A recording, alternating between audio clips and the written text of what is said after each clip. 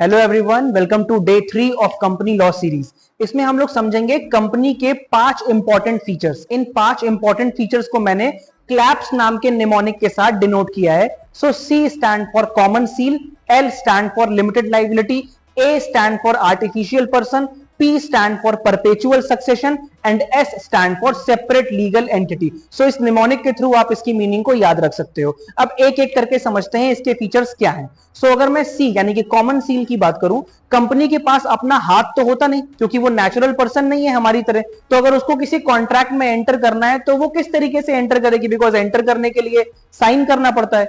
तो कंपनी के पास उसकी एक कॉमन सील होती है, स्टैंप होता है, जिसका यूज करके वो किसी कॉन्ट्रैक्ट में एंटर कर सकती है।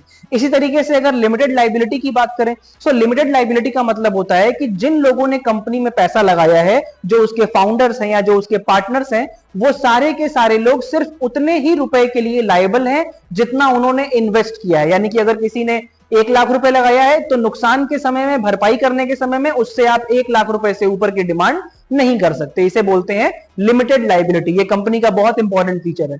तीसरा है आर्टिफिशियल पर्सन। आर्टिफिशियल पर्सन का मतलब होता है कि एक company is the creation of law, है ना, पेपर्स पे बनती है।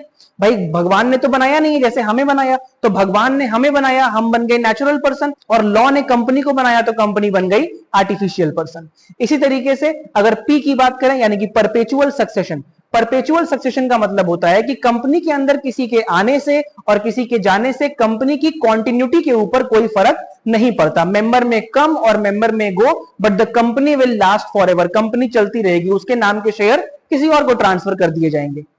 इसी तरीके से अगर मैं एस की बात करूं यानी कि सेपरेट लीगल एंटिटी, कंपनी की जो आइडेंटिटी होती है वो लॉ की नजर में सेपरेट होती है टू इट्स ओनर। उसका ओनर अलग है और वो कंपनी अलग है। ओनर के पर्सनल खर्चे, इनकम अलग मानी जाएगी और कंपनी के खर्चे और इनकम अलग मानी जाएगी। इसीलिए अगर रिलायंस कंपनी है तो रिलायंस कंपनी में बैंक के अंदर रिलायंस कंपनी के नाम से, रिलायंस लिमिटेड के नाम से एक अकाउंट होगा और मुकेश अंबानी जी का एक अलग अकाउंट होगा।